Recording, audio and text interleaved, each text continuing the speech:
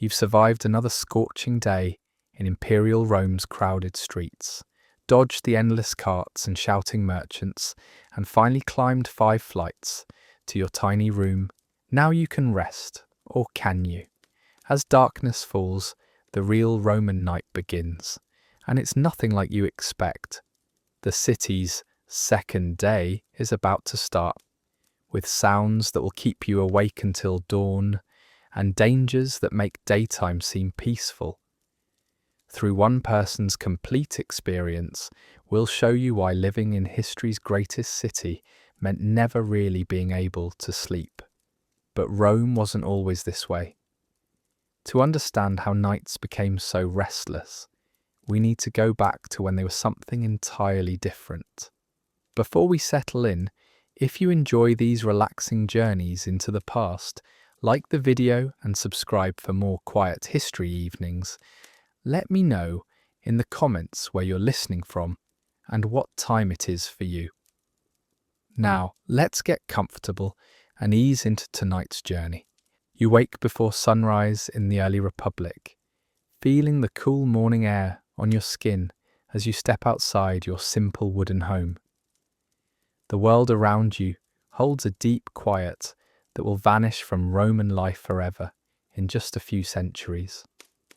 Your bare feet touch the packed earth outside your door, still damp with dew.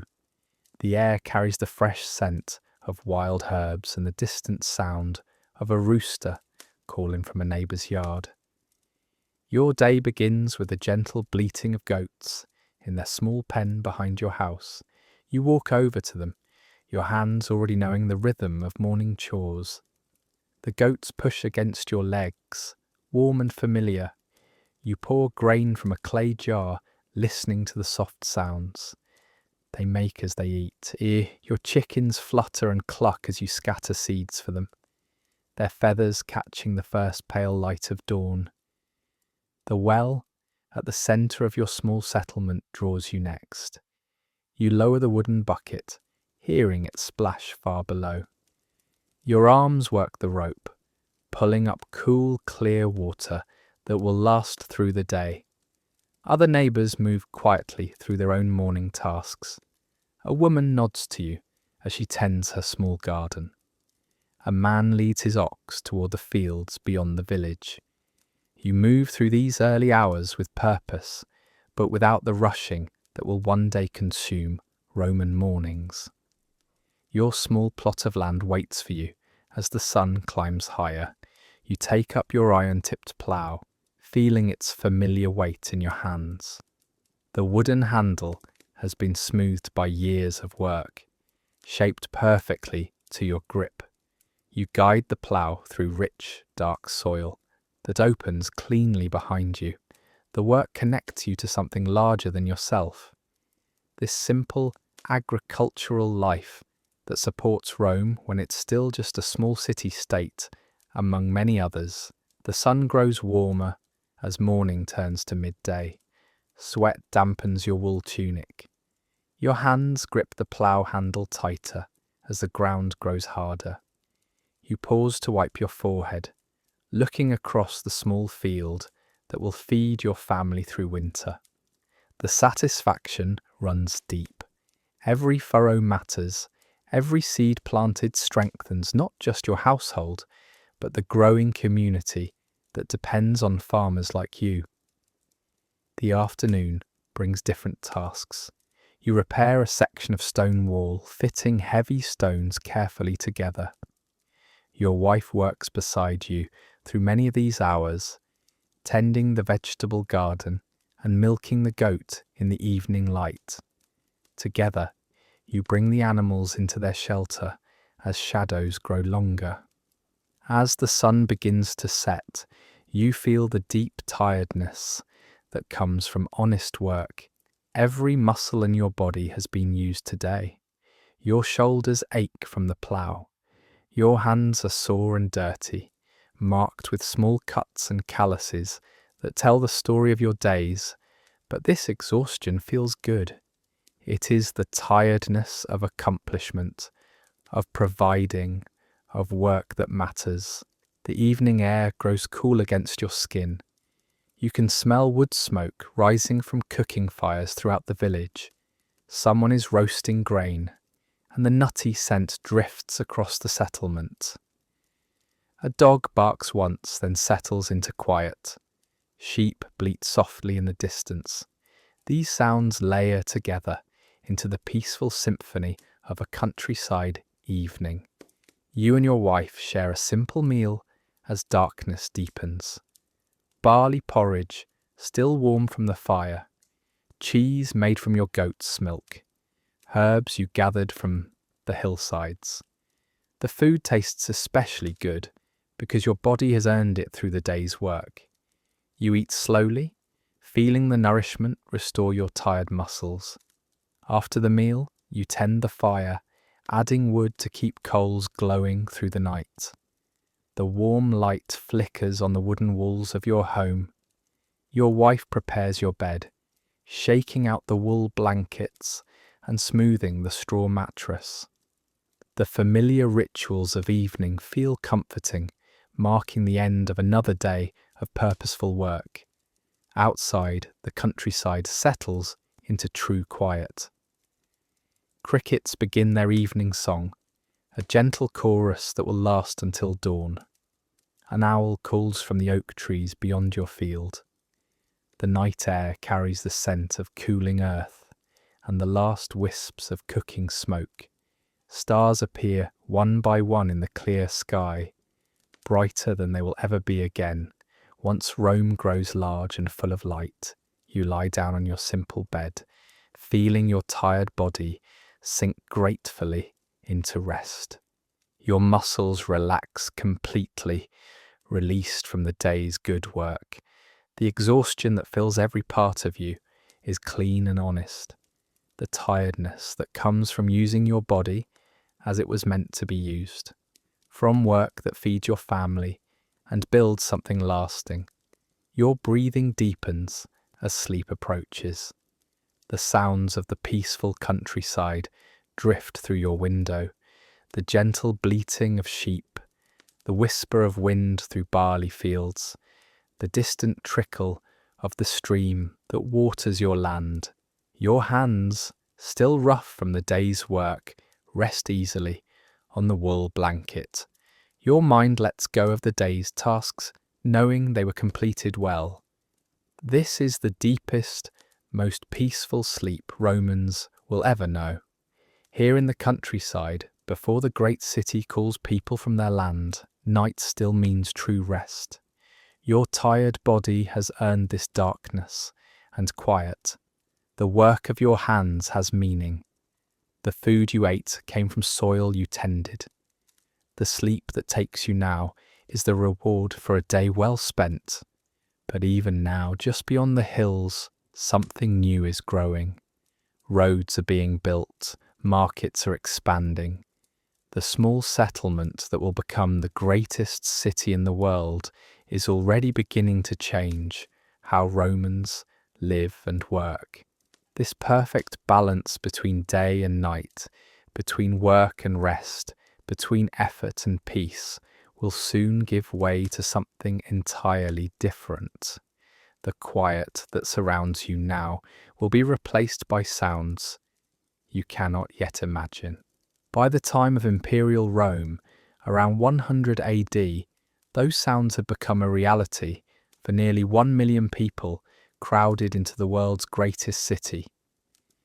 You hear wooden wheels on stone, voices calling across narrow streets where once only birdsong filled the morning air. Your simple wooden house now sits among thousands of others, pressed together along winding streets that seem to multiply each year. The Rome around you has grown into something that never sleeps, never stops, never gives you the quiet your body still craves from those old farming days. Your morning begins not with the gentle bleating of goats, but with the sharp crack of a whip and the rumble of heavy carts already moving past your window. You step outside into air that tastes different, thick with dust kicked up by countless feet, tinged with smoke from hundreds of cooking fires. heavy with the smell of too many people living too close together. The sun that once warmed your fields now beats down on stone and tile, turning the narrow streets into ovens that trap heat and noise. The forum draws you forward like a river of sound and movement. Merchants shout prices for grain from Egypt, wine from Gaul, silk from distant lands you cannot name. Their voices compete with each other, each trying to rise above the others until the air fills with a wall of human noise that makes your head ring. You push through crowds that press against you from all sides, bodies that smell of olive oil and sweat, perfume and garlic, the metallic scent of coins changing hands constantly. A baker calls out his wares, just steps from where a blacksmith pounds hot iron. The bread smells wonderful, but the hammer blows crash through your skull with each strike. Children dart between the legs of adults, their laughter mixing with the braying of donkeys loaded with goods. Slaves hurry past carrying amphora of oil and wine, their bare feet slapping against stone worn smooth by endless traffic. The heat builds as the day grows older. Stone buildings trap the warmth and reflect it back at you until the air shimmers. Your tunic sticks to your skin with sweat that never quite dries in the humid press of the crowd. The smell of roasting meat from food stalls mixes with the less pleasant odours of the great sewer that runs beneath the streets. Your stomach churns from the combination of scents, appetizing and revolting all at once. You try to find shade, but thousands of others have the same idea. Every portico, every covered walkway fills with people seeking relief from the sun. Their conversations blend into a constant hum that follows you everywhere. A group of senators discusses grain shipments, merchants argue over the price of pottery, women gossip about their neighbours, while children wail in their arms. The noise layers upon itself until you cannot pick out individual voices anymore. The public baths offer no escape from the chaos. You enter, hoping for the peaceful washing you once enjoyed at your village, but find yourself in an echoing marble chamber packed with hundreds of bodies. The sound of splashing water combines with loud conversations that bounce off the walls and ceiling. Steam rises from the hot pools, making the air thick and hard to breathe. Men conduct business even here, their voices carrying across the water as they negotiate deals and discuss politics. Your head begins to throb from the constant assault on your senses. The peaceful rhythm you once knew has been replaced by something that batters your mind and body. The sounds never stop long enough for your thoughts to settle. Even when one group of merchants finishes their shouting, another begins. When the hammering in one workshop pauses, the hammering in the next continues. The exhaustion that settles into your body feels different from the honest tiredness of farm work. Your muscles ache not from lifting and digging, but from fighting through crowds, from tensing against the constant push of other bodies, from the strain of trying to hear important conversations over the background roar of city life. Your mind feels battered by the endless stream of sounds, sights, and smells competing for attention. This transformation represents something deeper than just urban growth. The citizen soldier farmers, who once sustained the early republic, have given way to an urban economy built on slavery and goods imported from across the empire. The meaningful work that once connected Romans to their land has been replaced by the struggle to survive in a city that depends on others to feed it. As the afternoon drags toward evening, you realize the day has worn you down in ways you never experienced in the countryside. The work of simply surviving in this urban maze, navigating crowds, conducting business over shouting voices, breathing air thick with dust and smoke, has left you as tired as a full day of ploughing ever did. But this tiredness carries no satisfaction, no sense of accomplishment. You have survived another day in the great city, but you have not built anything lasting or fed anyone who needed care. The sun begins its descent behind the tall buildings that block out so much sky. You think longingly of the broad horizons you once watched as evening approached your fields. Here, you catch only glimpses of sunset between structures that tower over the narrow streets. The air remains thick and warm, trapped between walls of stone and brick. The sounds show no sign of diminishing as darkness approaches. You make your way through streets that seem even more crowded as people hurry to finish their daily business. The noise follows you, bouncing off buildings, echoing from doorways, mixing into a constant roar that has become the soundtrack of your life. Your feet ache from walking on hard stone instead of soft earth. Your throat feels dry from breathing dust and smoke instead of clean country air. As you finally reach your building and begin climbing the narrow stairs to your small room, you carry with you the exhaustion of a day spent fighting the city rather than working with the natural world. The sounds of Rome continue to drift through your window. Voices, wheels, hammering, the endless activity of a place that never truly rests. You close your eyes hoping for the peace that darkness once brought to your countryside home. But as the last light fades from your window, you begin to understand that in this great city, sunset means something entirely different. The rumble of heavy wheels approaching your building announces the start of Rome's second day. These are not the small carts that moved carefully through daytime crowds. Roman law banned wheeled traffic during daylight hours in most parts of the city, forcing all heavy commerce into the darkness. Now massive wagons carry loads that would crush a person, blocks of marble from distant quarries, enormous amphorae filled with grain from Egypt, heavy timbers from the forests of Gaul. The wheels are iron-rimmed and wooden, designed for strength rather than quiet. They bite into the cobblestones with each revolution, sending vibrations through the ground and up into the buildings that line the narrow streets. Your window rattles as the first cart passes directly below. The building shudders from foundation to roof. You feel the vibration in your bones, in your teeth, in the simple wooden bed frame that holds your exhausted body. Another cart follows immediately behind the first, then another. The procession seems endless, each wagon loaded with goods that feed and supply nearly 1 million people who cannot survive on what the city produces within its own walls. All of this must move through the streets when daylight traffic makes passage impossible.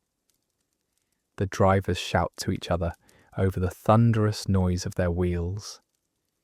Their voices are harsh and loud, trained to carry over the sound of their heavy cargo. They call out warnings about obstacles in the dark streets. They curse at their oxen when the animals stumble under the massive weight. They argue about which route to take through the maze of narrow passages that connect the warehouses to the markets. Workers appear from shadowy doorways to help unload the precious cargo. Their metal tools clang against stone as they pry open wooden crates and maneuver heavy amphorae into storage buildings. Iron crowbars scrape against marble blocks. Bronze fittings crash to the ground as workers struggle with ropes and pulleys in the dim light of oil lamps and torches. You try to bury your head under your thin pillow, but the sounds penetrate everything. The vibration travels through the stone and timber of your building, reaching you no matter how you position yourself. Your exhausted mind, which craved the quiet rest your body earned through the day's trials, finds no escape from the industrial symphony that now fills the night. The main thoroughfares that were clogged with pedestrians and small vendors during daylight hours now accommodate these giants of commerce. The streets that seemed narrow when filled with people become impossibly constricted when massive wagons try to pass each other. Drivers shout instructions and curses as they navigate tight corners and steep inclines. The sound echoes off the tall buildings that line the streets, multiplying and amplifying until it seems to come from everywhere at once. What might be bearable on an open road becomes overwhelming in the stone canyon of urban streets. Each wheel's strike against the cobblestone bounces off the walls and returns as a double or triple impact of sound. Your neighbours share your frustration. Through the thin walls of your apartment building, you hear other people moving restlessly in their beds. Someone pounds on their wall in angry protest. A baby starts crying, probably awakened by the thunderous passage of a particularly heavy load. An old man opens his window and shouts down at the drivers, though his voice is completely lost in the greater roar. The workers show no consideration for the sleeping citizens above them. Their job is to move goods quickly and efficiently, while the streets allow passage for their enormous wagons. They work with practiced coordination, but their efficiency requires loud communication and heavy tools that make sleep impossible for anyone within several blocks of the major supply routes. Sleep becomes not just difficult, but completely impossible. Your body, already pushed beyond its limits by the sensory overload of daytime Rome, now faces a second shift of activity that demands alertness rather than rest. You lie in your bed feeling the exhaustion in every muscle, but your mind cannot let go to sleep while the building continues to shake, and the noise continues to assault your ears. Hours pass and still the carts continue. Your body grows more tired, but also more tense from the constant noise. The exhaustion that should lead to peaceful sleep instead becomes a painful weariness that offers no relief. You understand now why the wealthier Romans build their homes on quiet hills, away from the commercial districts. Only those with money can escape the night shift of urban commerce. The frustration builds as you realize that surviving the chaos of daytime Rome was only half the challenge. The other half begins when darkness falls, and the real work of keeping the massive population supplied takes over the streets.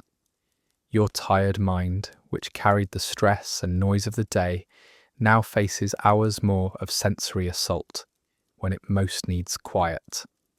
Romans called this the second day, and now you understand why night had become as busy and demanding as day, but in different ways.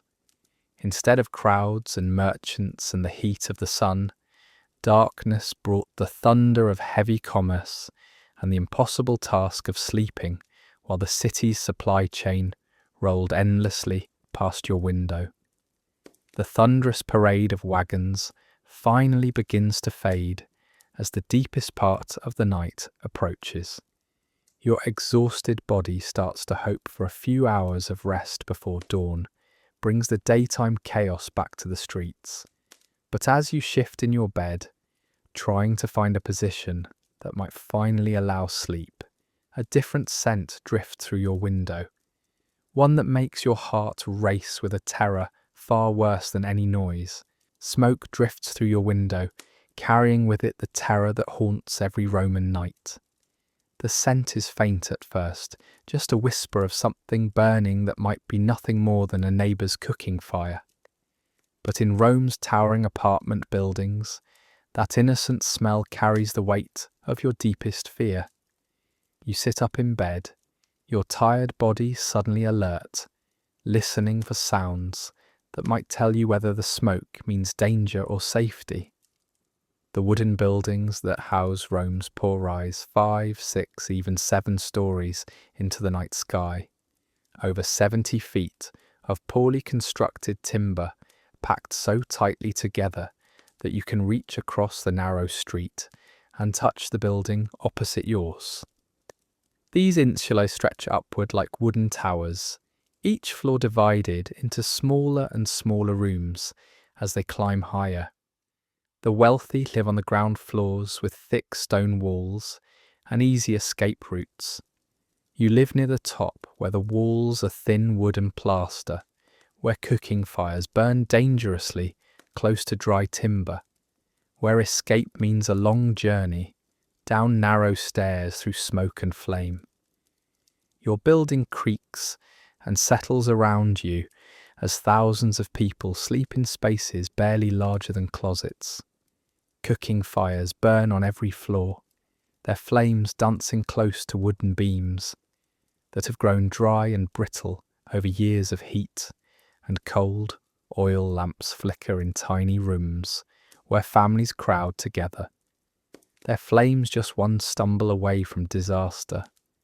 The smell of smoke that woke you could be coming from anywhere, a lamp knocked over by a restless sleeper, cooking oil that grew too hot, embers that jumped from a brazier onto a woolen blanket.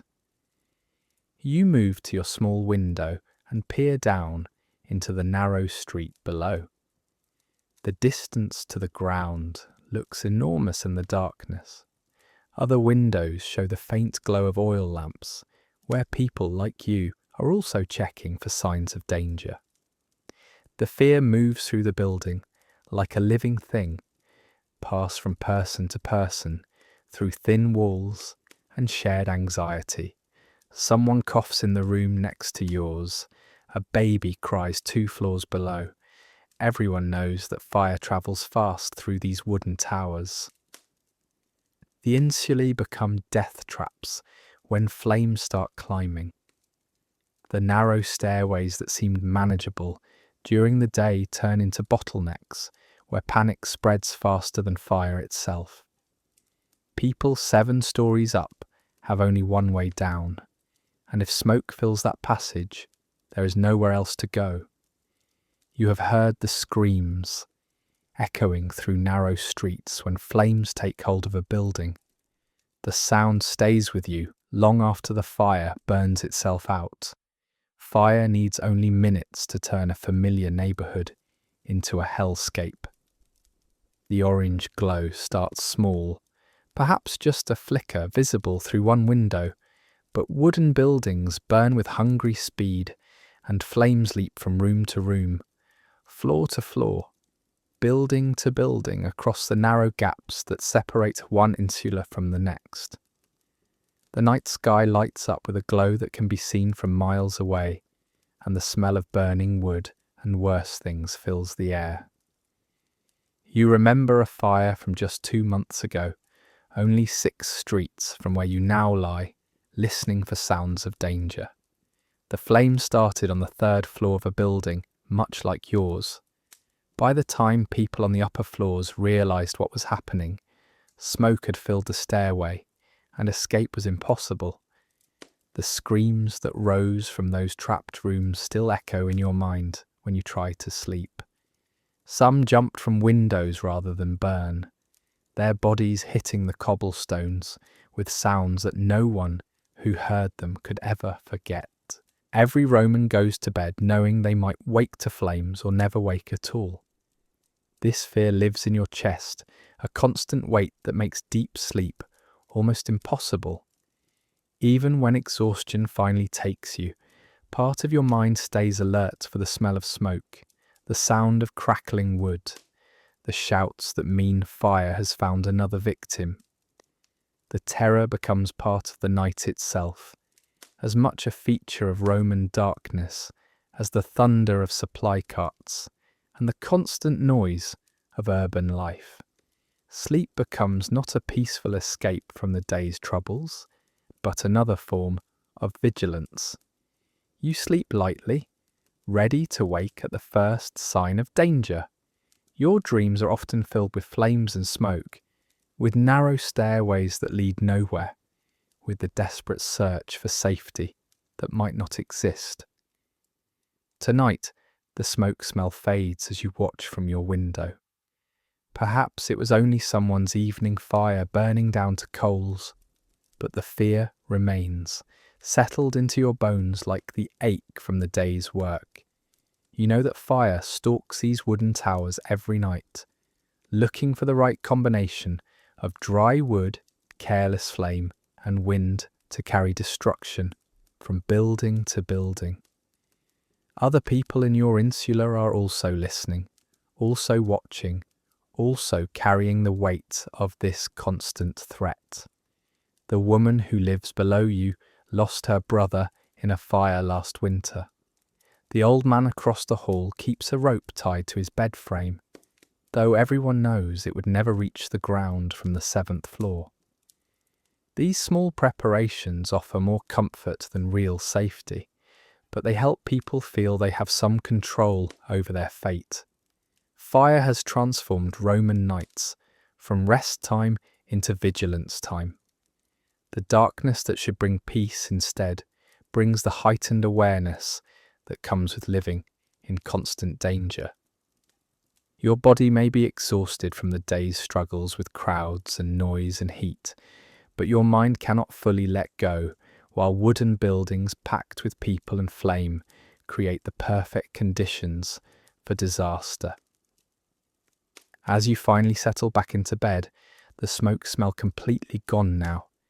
You carry with you the knowledge that this same scene plays out every night across Rome's crowded neighbourhoods. Thousands of people lie in wooden towers, listening for danger, sleeping lightly, knowing that the orange glow could appear without warning and turn their familiar world into something unrecognisable and deadly.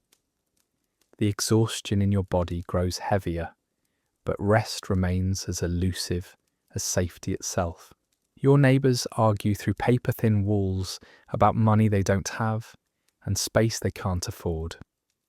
The woman next door shouts at her husband about the rent while their baby cries endlessly. Above you, heavy footsteps pace back and forth as someone else struggles with sleeplessness. Below, a man coughs violently, the sound echoing up through the wooden floors that separate your cramped rooms. Every sound from every family travels through these flimsy walls as if they were made of cloth instead of wood and plaster.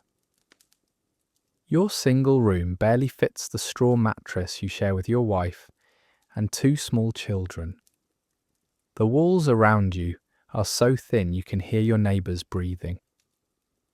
When the family across the narrow hallway whispers, their words drift through the gaps between wooden planks.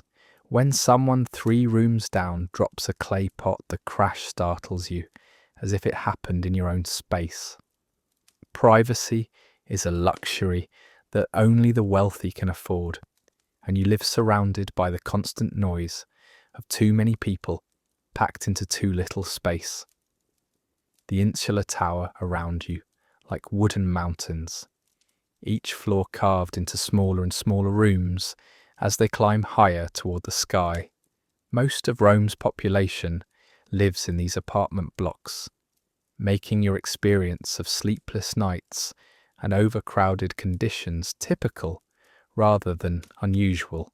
Wealthy Romans live on the ground floors with thick stone walls, spacious rooms, and easy escape routes if fire comes. You live 5 floors up, where the walls grow thinner and the rooms grow smaller with each level. Your neighbours are shop workers, labourers, freed slaves trying to build new lives, all of you crowded together in spaces barely large enough for one person, let alone entire families. Your day began before dawn, with back-breaking work in the markets below. You carried heavy sacks of grain, loaded carts with pottery, and moved goods from warehouses to shops. while the wealthy Romans still slept in their comfortable beds. Your muscles ache from lifting and hauling and bending in the hot sun. Your hands are rough and cut from handling rough materials. Your back throbs from work that would kill a softer man. But this labour barely earns enough coin to pay for your tiny room and simple food. The exhaustion from your day's work mixes with the weariness from last night's sleeplessness to create a tiredness that goes deeper than muscle and bone. You worked all day after sleeping only an hour or two the night before. The supply carts thundered past your window until nearly dawn, their iron wheels grinding against cobblestone with sounds that shook your building. The fear of fire kept you alert even when the carts finally stopped. Now you face another night of the same sounds, the same fears, the same impossible attempt to find rest. Your thin blanket provides little comfort against the night air that seeps through gaps in the wooden walls.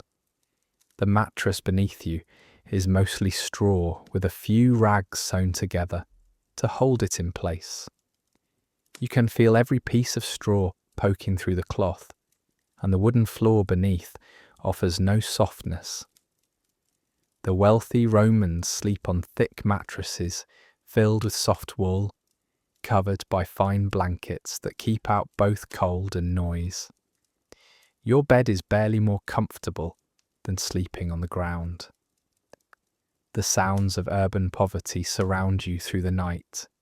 Babies cry because they're hungry, and their parents have no food to give them. Children whimper with illnesses that a doctor could cure, but doctors cost money that these families will never have.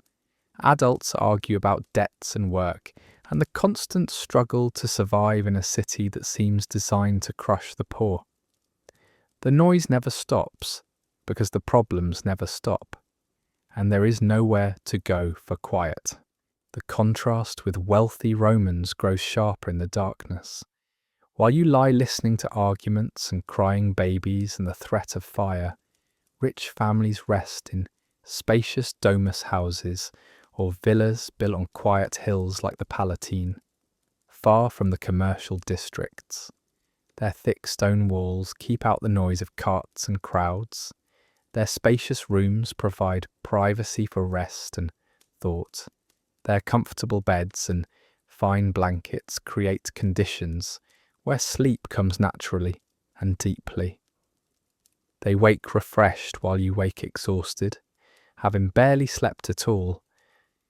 Your children lie pressed against you on the narrow mattress, their small bodies warm but restless. They have never known the deep, peaceful sleep of the countryside or the comfortable rest of wealthy homes.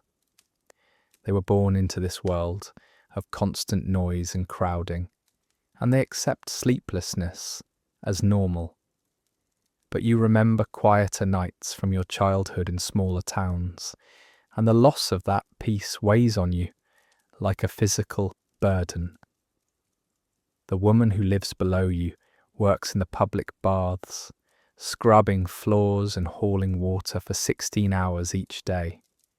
She climbs the 5 flights to her room each night with feet so swollen she can barely walk.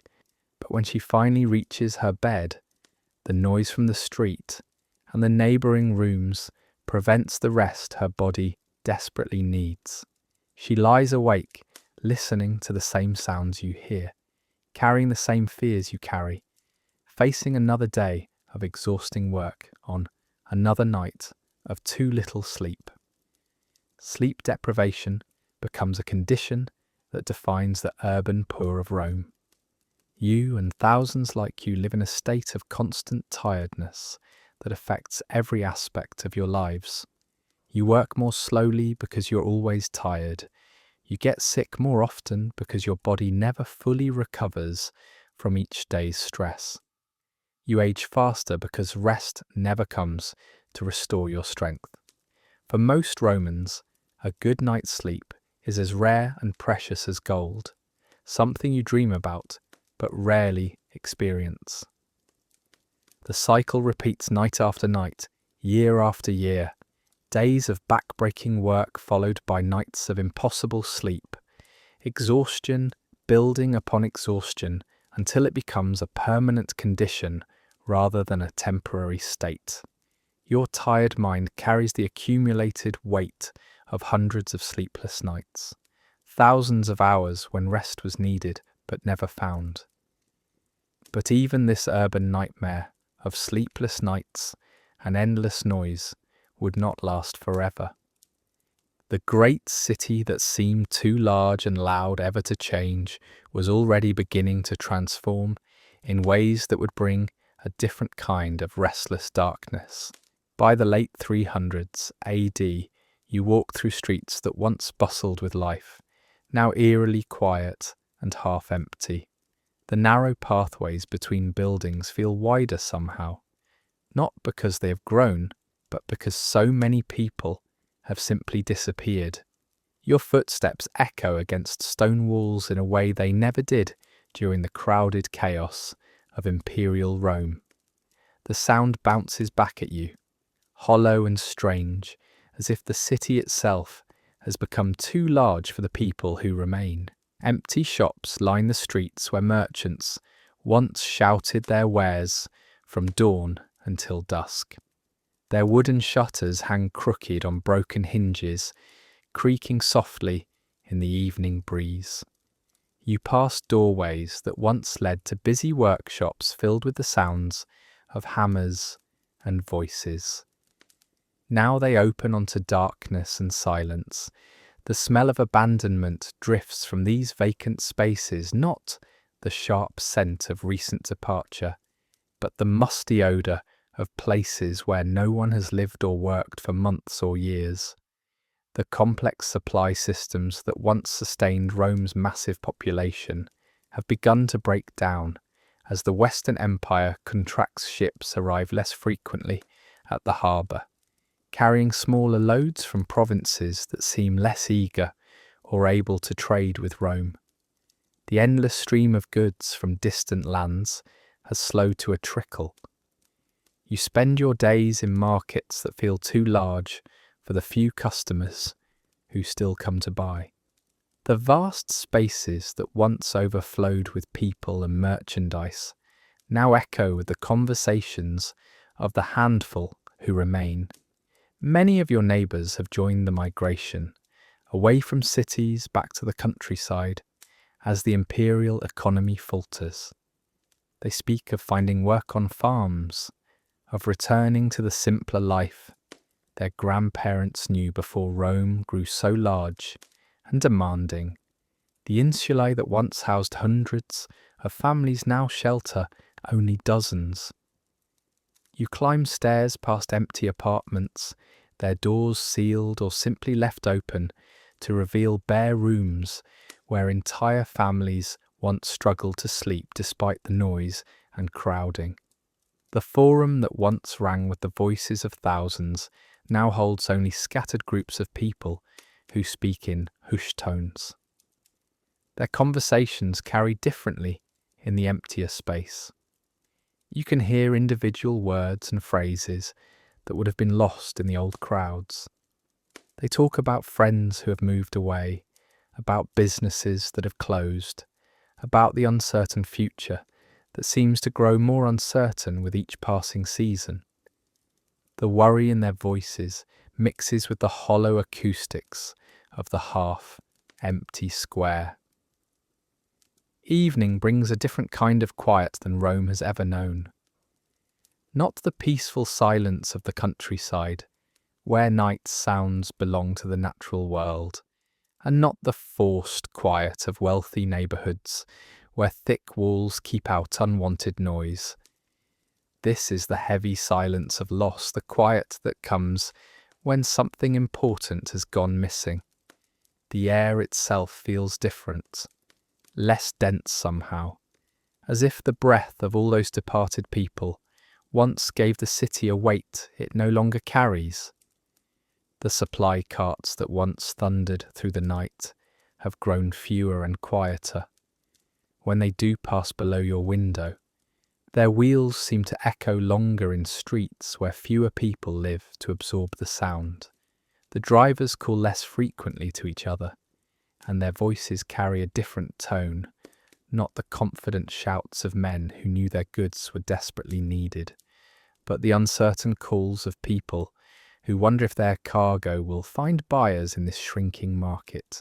Your neighbours who remain carry the weight of watching their world grow smaller.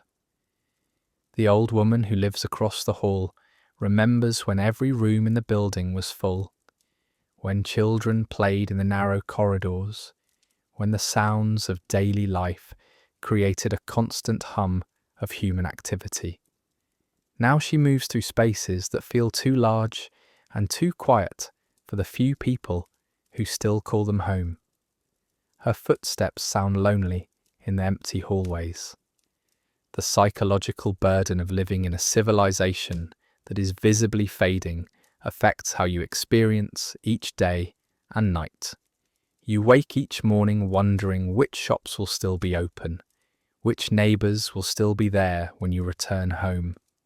The uncertainty creeps into every decision, every plan, every hope for the future.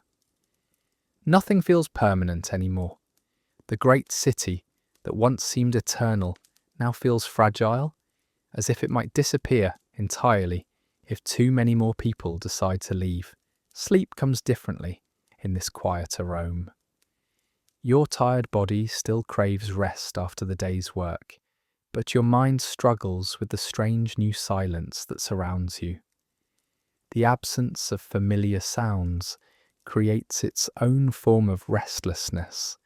You find yourself listening for noises that no longer come, waiting for the comfort of human activity that used to make sleep difficult, but at least confirms that life continued around you.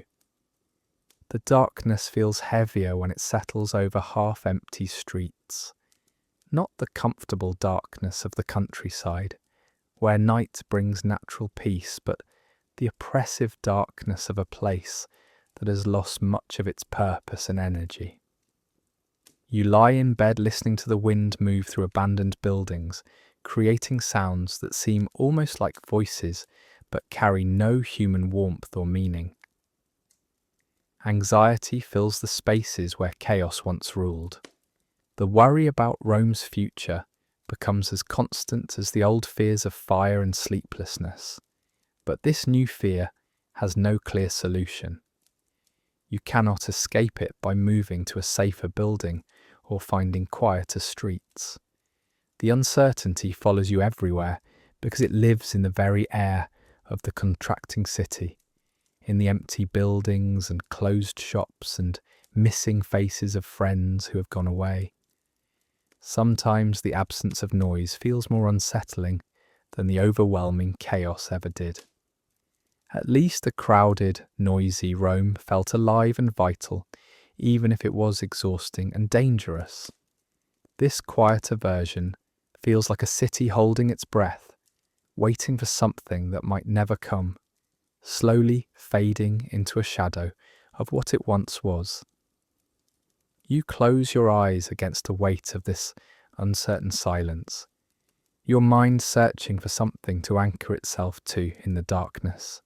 The city around you seems to wait in the same restless quiet, as if everyone lies awake, wondering what tomorrow might bring to this fading world. A clear bronze tone rings across the sleeping city, cutting through the heavy silence, like a blade of light piercing thick cloth. You lift your head from your thin pillow, listening as the bell's voice carries across rooftops and through narrow alleys, where worry has made the quiet feel oppressive. This is not the harsh clang of alarm or the chaotic noise of commerce, but something entirely new, a purposeful sound that seems to organize the darkness around a rhythm you have never heard before. Several centuries have passed since the fall of the Western Roman Empire, and Christianity has become the dominant religion throughout what remains of the eternal city. The bell rings from the monastery that has grown up in what used to be a wealthy Roman's villa. Where once private gardens bloomed behind high walls, monks now tend simple vegetables and pray at the structured hours that divide both day and night into meaningful portions. Their bronze bell hangs in a tower built from stones taken from abandoned temples, and its voice reaches across the contracted city with a clarity that makes the emptiness feel less lonely. You count the strikes, 7 slow, measured tones that mark the hour for evening prayer. The monastic communities follow a careful schedule of prayer times throughout the day and night, each one announced by the bronze voice that has become the heartbeat of this transformed Rome. The sound fades gradually, absorbed by the stone buildings and wooden structures that still house the Romans who remain.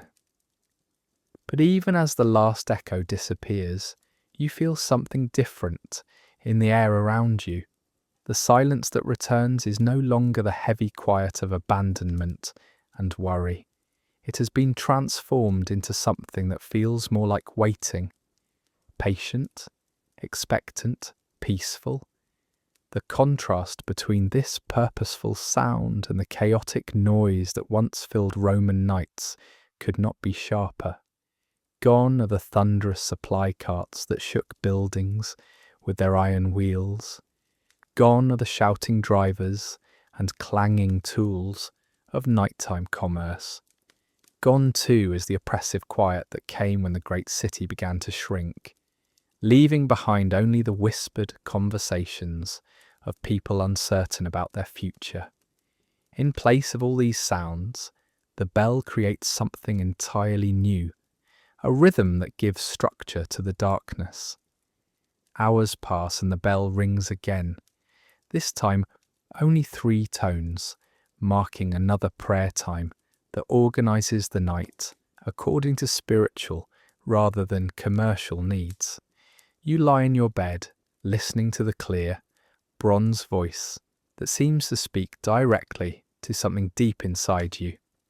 The monks who ring this bell are awake when the rest of the city sleeps, keeping watch through the darkest hours, maintaining a connection to something larger and more permanent than the rise and fall of earthly power.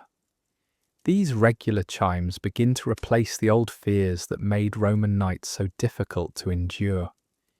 Where once you listened anxiously for the sound of approaching fire or the rumble of heavy carts, now you find yourself waiting for the comforting voice of the bell that tells you someone is awake, someone is watching, someone is maintaining order through the lonely hours of darkness.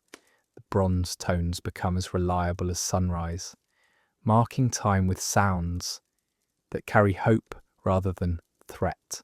The bell creates a sense of community that connects everyone who hears its voice. In buildings scattered across the contracted city, Romans like you lift your heads at the sound of each hourly chime. You share this moment with the old woman who lives alone in the room below yours, with the baker who must rise before dawn to prepare bread for the smaller markets, with a handful of families who still call this neighbourhood home. The bell's voice reaches all of you at the same moment, binding you together in shared time. Your sleep begins to change as this new rhythm establishes itself in your mind and body. Where once the night felt like a battleground between the need for rest and the impossibility of finding quiet, now it becomes divided into manageable portions marked by the gentle bronze voice.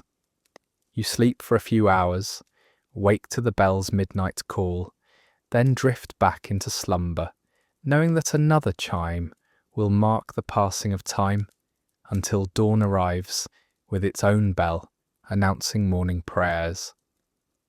The psychological comfort that comes from knowing someone maintains watch through the night cannot be measured in simple terms.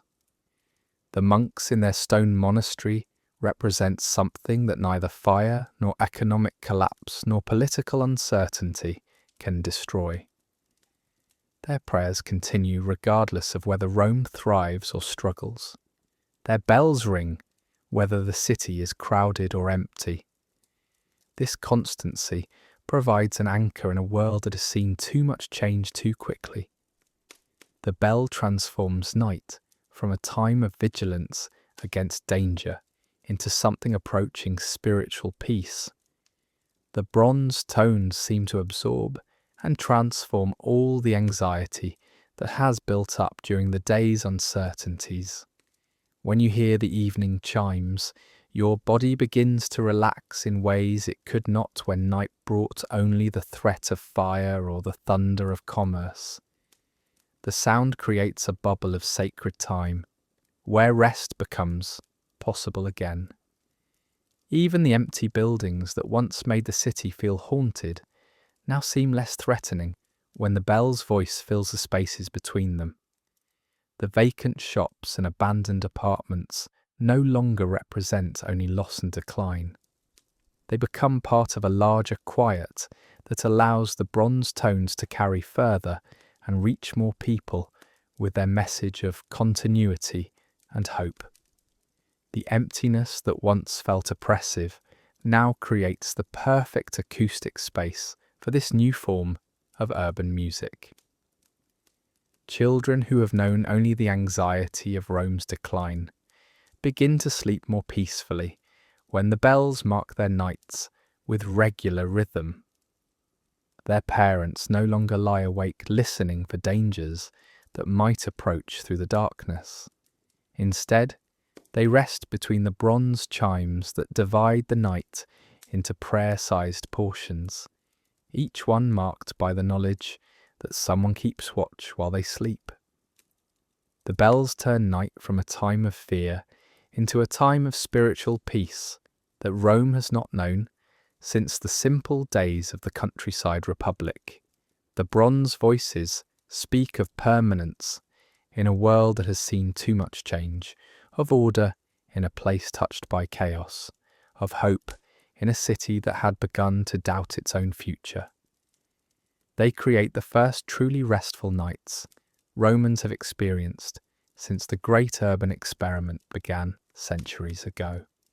As you drift towards sleep between the gentle chimes, you sense that this sacred rhythm has prepared the city for something new. The bells have taught Rome that night sounds need not bring fear or chaos, that darkness can hold beauty as well as rest. This lesson will echo through the centuries ahead, inspiring new ways to fill the night with sounds that soothe rather than disturb. Water flows through Renaissance Rome with a gentle, constant whisper that transforms the night. After centuries of harsh wheels on stone, screaming crowds, thunderous supply carts, and the heavy silence of decline, this liquid voice brings something Rome has not experienced in over 1,000 years. The sound drifts through your window as the evening settles over the city, soft and continuous, like a lullaby that never ends. Water cascades from carved marble figures, spills over stone basins, and flows through channels designed not just to move liquid from place to place, but to create music that soothes the urban night. Your day in Renaissance Rome has been filled with the sounds of renewal. Hammers ring against stone as workers shape new buildings. From the ruins of the old chisels, click steadily as sculptors carve faces and figures that will decorate the growing fountains. Voices call instructions as teams of men guide massive blocks of marble through streets that once echoed with abandonment. The city rebuilds itself around you with major urban planning initiatives that represent something entirely new. Attention to beauty as well as function. Care for how people live as well as what they need. The great fountain that rises near your neighbourhood has taken months to complete. You watched workers dig deep foundations, install the pipes that would carry water from distant springs, and position the carved figures that would direct the flow into patterns pleasing to both eye and ear. Master craftsmen planned every detail to ensure the water would fall just so, creating sounds that mask the less pleasant noises of urban life without overwhelming the senses with volume or harshness. This fountain represents a conscious effort to make urban life more pleasant and beautiful, not just functional, a significant shift in how cities think about serving their people. As darkness deepens and the fountain continues its liquid song, you notice how different this night feels from all the Roman nights that came before. The harsh clatter of iron wheels on cobblestone is softened by the steady whisper of falling water. The shouts of late workers blend into the fountain's voice until they become part of a larger symphony rather than separate assaults on tired ears. Even the footsteps of people walking past your building seem gentler when heard through the constant, soothing backdrop of flowing water. The fountain creates the first pleasant background noise the Romans have heard in centuries. Where once the night brought only threatening sounds, fire crackling, carts thundering, voices raised in fear or anger, now it offers a steady, peaceful presence that makes sleep possible again. The water sound acts like a soft blanket thrown over the sharper edges of urban life, not eliminating them, but wrapping them in something that feels safe and comforting. Your body responds to this new soundscape in ways you had not expected. Muscles that usually remain tense through the night, listening for danger or disturbance, begin to relax as the fountain's voice assures you that all is well. Your breathing slows to match the steady rhythm of water meeting stone. Your mind, accustomed to the vigilance that kept you alert through centuries of Roman nights, allows itself to drift toward rest, as the gentle sound creates a sense of security and peace. The sensory pleasure of the fountain extends beyond simple sound. The moisture it adds to the air carries the clean scent of fresh water, replacing the dust and smoke that usually fill your nostrils. The coolness that radiates from the flowing streams touches your skin through the window, offering relief from the day's heat that stone buildings trap and hold long into the night. The sound itself has texture, not the flat crash of wheels or the sharp edge of metal on stone, but the layered complexity of water finding different surfaces and creating different notes. This white noise helps you sleep better than you have since the peaceful nights of the early Republic, before Rome grew large and loud and dangerous. The fountain's voice follows you into dreams, creating a soundtrack for rest that feels both natural and civilized. Your sleep grows deeper and more restorative because your mind no longer needs to sort through threatening sounds, deciding which require attention and which can be safely ignored. The water speaks of nothing but peace and continuity, allowing your tired consciousness to let go completely. Families throughout the neighborhood share this experience of better rest. Children fall asleep more easily when the fountain's lullaby drifts through their windows. Parents sleep more soundly, knowing their little ones are peaceful and safe. The elderly, whose lighter sleep made them vulnerable to every disturbance, find that the steady water sound masks the smaller noises that once woke them repeatedly. Through the night, even the sick rest better when their fevered minds can focus on the fountain's gentle rhythm instead of the harsh reminders of urban struggle. The fountain gives Romans their first truly restful nights in over 1,000 years. not since the countryside republic, when tired farmers earned their sleep through honest work and found it in natural quiet, have Romans slept so peacefully. The water sound creates an artificial version of natural peace, not the silence of empty fields, but a civilized substitute that works within the urban environment rather than fighting against it. Other fountains throughout the growing city add their voices to this new nighttime chorus. Projects like these would eventually include masterpieces like the Trevi Fountain, becoming characteristic features of Rome during this period of artistic and architectural renewal. Each fountain creates its own variation on the theme of falling water, but all work together to transform Rome's soundscape from something that prevents rest into something that encourages it. The city's leaders have learned to manage urban sound rather than simply enduring it, creating conditions where beauty and function support each other in serving human needs.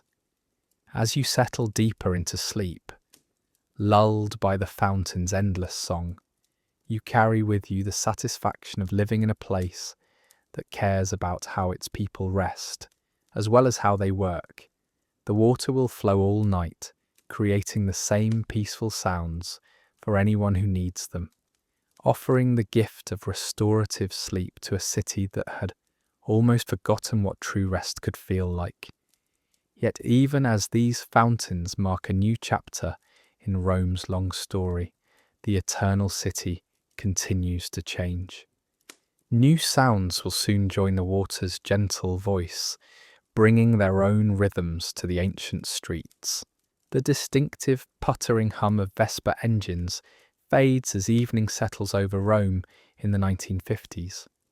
The small motorcycles that carried Romans through their busy day now rest in narrow alleys and beside apartment buildings, their metal bodies cooling in the twilight air.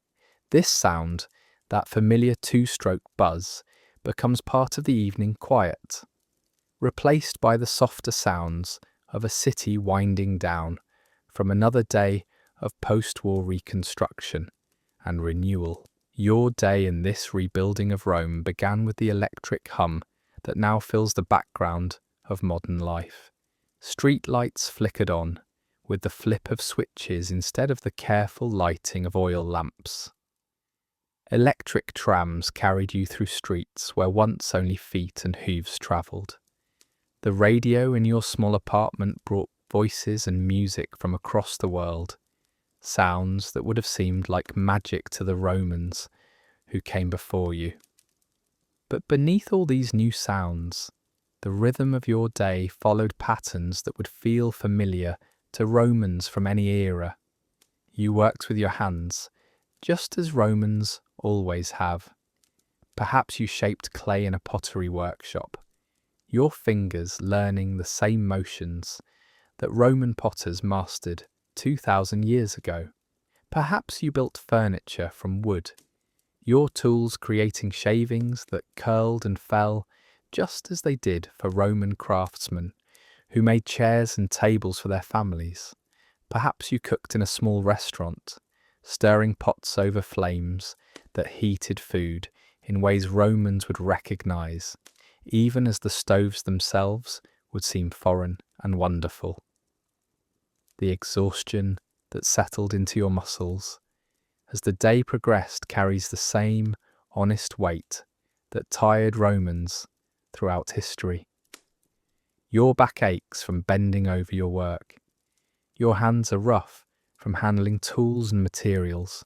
Your feet hurt from standing through long hours of focused effort.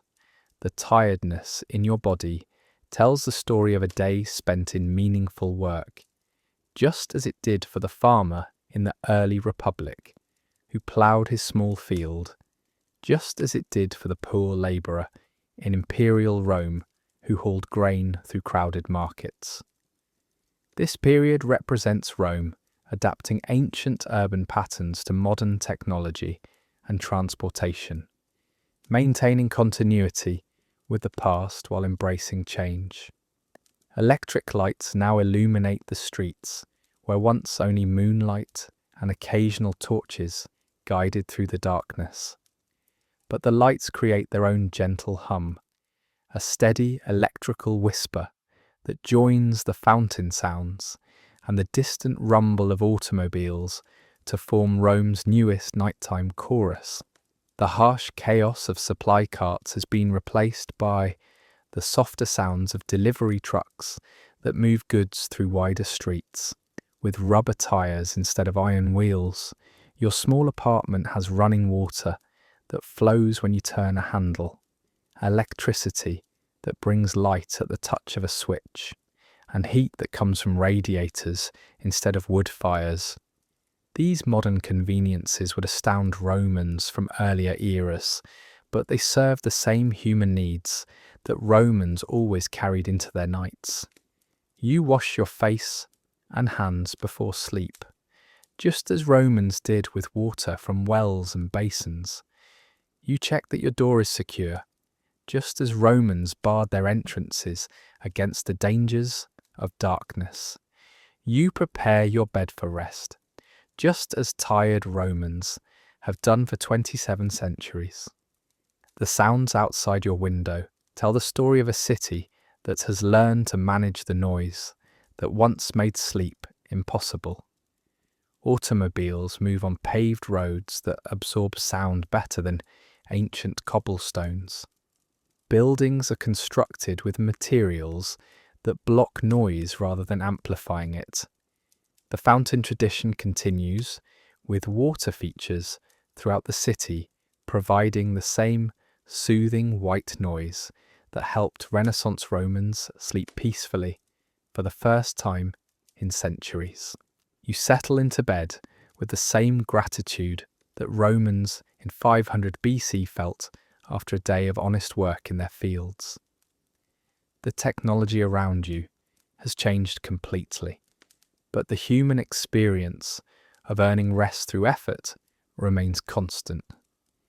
Your tired body sinks into a mattress that would seem impossibly luxurious to Romans who slept on straw, but the relief you feel is identical to theirs.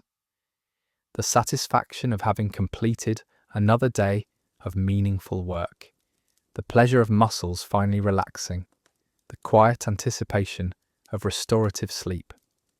These experiences connect you directly to every Roman who ever lived.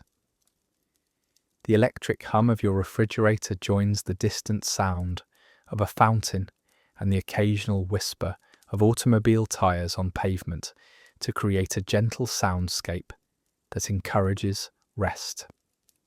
These are not the threatening noises that kept Imperial Romans awake in fear, not the heavy silence that worried Romans during the city's decline, not even the purposeful bells that comforted medieval Romans with their spiritual rhythm. These are the sounds of a city that has learned to balance human needs with urban function, creating conditions where sleep comes naturally after the day's efforts. Your breathing deepens as sleep approaches, just as it did for Romans throughout history when their tired bodies finally found the rest they had earned. The continuity of this experience, work leading to tiredness, tiredness leading to the need for sleep, sleep restoring strength for another day of work, has remained constant through every era of Roman history. The sounds have changed from crickets in countryside fields to the hum of electric lights, but the human rhythm of day and night continues unchanged. Modern Romans fall asleep as gratefully as their ancestors did 25 centuries ago. The exhaustion may come from different kinds of work. The beds may be softer, the sounds may be gentler, but the fundamental human experience of bringing the day's efforts and emotions into the night remains exactly the same. You carry with you the satisfaction of work completed, the tiredness that comes from using your body and mind purposefully, and the quiet contentment that comes from another day lived well in the eternal city. Technology has transformed the sounds and sights of Roman nights, but it has not changed the deeper truth that connects all these different eras.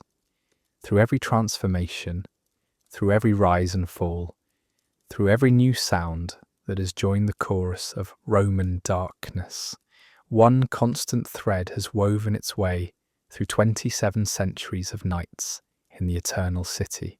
That constant thread is the human experience of earning rest through meaningful effort. Across these 2,700 years, from the early Republic around 500 BC to the modern era of the 1950s, one truth echoes through every Roman night. Whether you collapsed onto straw after ploughing fields or settled into a modern bed after another day rebuilding the eternal city, the same rhythm guided you toward rest. Your tired body carried the weight of work that mattered. Your mind held the memories and emotions that shaped each day. Your need for sleep came not just from physical exhaustion, but from the deep satisfaction of having lived through another day with purpose. The farmer who woke before sunrise to tend his goats brought different tiredness to his simple bed than the urban labourer who fought through Imperial Rome's chaotic crowds, but both men carried their days into their nights. The farmer's muscles ached from honest work with soil and stone. His mind held the quiet satisfaction of tasks completed and animals cared for. The labourer's body hurt from different struggles, from pushing through endless crowds, from breathing dust and smoke, from surviving the sensory assault of 1 million people living too close together. Yet both carried into sleep the weight of work that fed families and built something lasting. You felt this same connection whether you lived through Rome's decline or renewal. The Roman who watched his city shrink brought anxiety to bed, but also the resilience that comes from witnessing history and choosing to remain. The medieval Roman who heard monastery bells carried spiritual comfort into sleep, knowing someone kept watch through the darkest hours. The Renaissance Roman who fell asleep to fountain sounds experienced the peace that comes when beauty and function work together to serve human needs. Each era brought different sounds, different fears, different comforts, but the fundamental experience remained unchanged. Night has always been shaped by the day that came before it. The farmer's peaceful sleep reflected the honest rhythm of agricultural work. The urban poor's restless nights mirrored the chaos and danger of crowded city life. The worried quiet of Rome's decline echoed the anxiety that filled the shortened days. The structured rest of medieval nights matched the ordered rhythm of prayer and community. The beautiful sleep of Renaissance Romans reflected days spent creating and renewing rather than just surviving. The comfortable rest of modern Romans followed days of work that balanced tradition with progress. Your sleep quality always depended on how your day unfolded. When work felt meaningful, when relationships provided comfort, when the day's efforts produced visible results, sleep came naturally and deeply. When days brought only struggle without purpose, when fear dominated hope, when exhaustion came from fighting rather than building, rest remained elusive, even when the body desperately needed it. This pattern held true whether you scattered grain for chickens at dawn or caught the evening tram home from a modern workshop. We see this connection in every era of Roman history. The early republic's farmers slept deeply because their work connected them to something larger: the land, the seasons, the rhythm of growth and harvest. Imperial Rome's poor slept fitfully because their days brought only survival without meaning, struggle without satisfaction. Medieval Romans found rest through a spiritual connection that gave purpose to their contracted world. Renaissance Romans slept peacefully because their days were filled with beauty that served the whole community. Modern Romans rest well when their work contributes to something beyond immediate survival. Understanding historical nights helps us understand our own need for rest. When you struggle to sleep after a day that felt empty or meaningless, you share something with every Roman who ever lived. When work feels good in your hands and sleep comes easily, you experience what the early Republic farmer knew intimately. When noise and chaos make rest impossible, you understand the exhaustion that plagued Imperial Rome's urban poor. When anxiety about the future makes quiet feel heavy rather than peaceful, you connect with Romans who watch their great city shrink. The sounds that filled Roman nights tell the story of human needs and how societies try to meet them. The countryside's quiet served people whose work connected them to natural rhythms. Urban chaos reflected the attempt to house and feed unprecedented numbers of people in small spaces. The silence of decline spoke to loss and uncertainty about what comes next. Monastery bells provided structure and hope when earthly institutions failed. Fountain songs offered the first successful attempt to make urban life beautiful as well as functional. Electric hums represent the ongoing effort to balance human needs with technological possibilities. Your own need for rest connects you directly to this long chain of Roman nights. The tiredness you feel after a day of good work echoes in every satisfied farmer who's ever fallen asleep in the countryside republic. The frustration you experience when noise prevents sleep links you to every urban Roman who struggled with the chaos of crowded city life. The comfort you find in gentle sounds that help you rest connects you to every Roman who discovered that beauty and function can work together to serve human needs. Whether you earned your tiredness through farming or craftsmanship, whether your day brought satisfaction or struggle, whether tonight finds you in countryside quiet or gentle urban sounds, you carry forward the same human experience that shaped every Roman night for 27 centuries.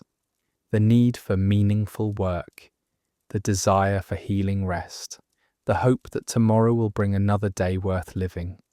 These remain constant no matter how much the world changes around them. This unbroken chain of human experience reaches forward from ancient Rome into your own life, connecting you to everyone who has ever worked through the day and sought peace in the darkness. As you prepare for sleep tonight, you join this ancient rhythm that has guided Romans through 27 centuries of nights. Your tired muscles carry the same honest weight that farmers felt after ploughing countryside fields, that labourers knew after surviving Imperial Rome's chaos, that craftsmen experienced after rebuilding their city from ruins.